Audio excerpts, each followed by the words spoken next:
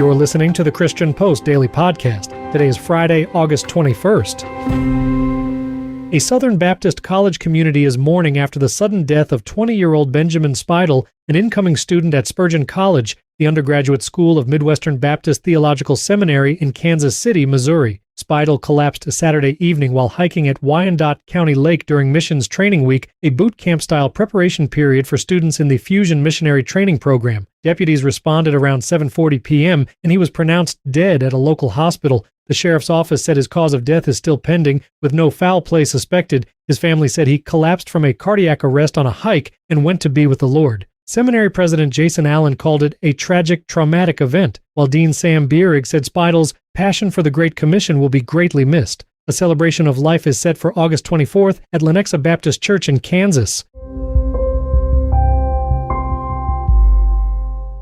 A federal appeals court has reaffirmed a block on the Trump administration's policy allowing immigration and customs enforcement agents to conduct raids at houses of worship, schools, and other community locations. In a decision released Wednesday, a three-judge panel of the Fourth U.S. Circuit Court of Appeals unanimously upheld a lower court ruling favoring a coalition of Quaker meeting groups, a Sikh temple, and a cooperative Baptist congregation who sued the Department of Homeland Security over its January 2025 rescission of Obama-era sensitive locations protections. Senior Circuit Judge Barbara Milano Keenan wrote that many immigrants will decide not to attend the plaintiffs' houses of worship because of the new policy, and that the policy likely substantially burdens their religious exercise under the Religious Freedom Restoration Act. DHS has argued criminals will no longer be able to hide in America's schools and churches to avoid arrest. Former Southern Baptist Convention President Johnny Hunt is taking his fight with the denomination back to court. Attorneys for Hunt filed a notice of appeal Wednesday challenging multiple rulings against him just days after a federal judge tossed the last of his claims. SBC Executive Committee President Jeff Yorg told Baptist Press, "We will review the appeal and respond appropriately as we work toward resolving this matter." Hunt sued the SBC, its executive committee, and Guidepost Solutions in 2023 over a report detailing a woman's accusation that he assaulted her in 2010, an encounter Hunt described as a brief, inappropriate, extramarital encounter that should not have been published at all. Chief U.S. District Judge William Campbell dismissed the final claim last week, ruling Hunt lacked evidence of actual malice.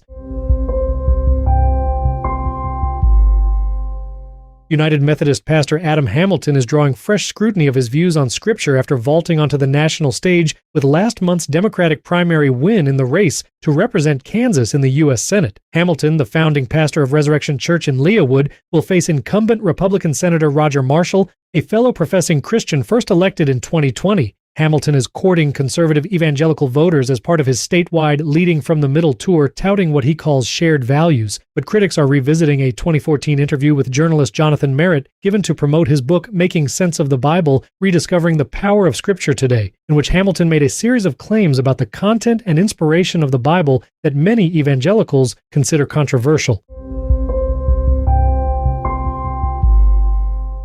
Actress Hayden Panettiere, best known for her roles in Heroes and Nashville, has died unexpectedly at the age of 36. The Greenville County Coroner's Office in South Carolina says emergency medical services found her unresponsive and in cardiac arrest after responding to a 911 call on Sunday. Her death comes just 3 months after the May 19th release of her memoir, This Is Me, A Reckoning, in which she detailed her sexuality, a drug addiction that began at 16, and repeated instances of sexual harassment and predatory behavior in Hollywood, including a time a supposed friend left her in bed with a naked man when she was still a teenager. Speaking to Entertainment Weekly ahead of the book's release, Panettiere said, "I've been in this industry for my entire life, and there have been a lot of stories and preconceived ideas of who I am since I was about that really started at 16 years old." She added, "I get to tell people the truth. I get to tell them what really happened, and what really happened is generally more entertaining than anything that anyone could come up with."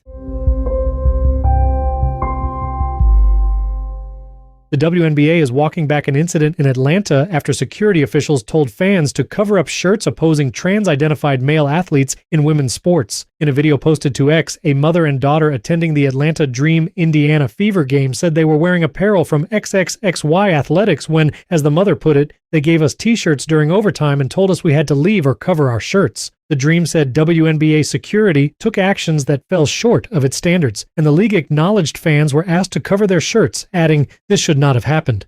The fans said they paid $1,000 for seats to support Fever guard Sophie Cunningham, who has called protecting women's sports common sense. Grammy-nominated hymn writer Keith Getty says Christians need to sing the Bible as the world enters the age of artificial intelligence. The 10th annual Sing Conference, founded by Keith and Kristen Getty, returns to Nashville's Gaylord Opryland September 7th through 9th with the theme Symphony of Scripture, marking the 500th anniversary of William Tyndale's English New Testament and the 25th anniversary of the ESV Bible. Speakers include John Piper, John Lennox, Wes Huff, Sinclair Ferguson, Malcolm Geet, and Os Guinness, with Huff and Lennox holding a first-of-its-kind discussion on biblical intelligence versus artificial intelligence. Getty warns, with the internet rose depression and then social media rose anxiety, and worries what AI will do to loneliness. His answer, rooting believers in eternal truth. All great movements result in doxology, Getty said. Thank you for listening to the Christian Post Daily Podcast.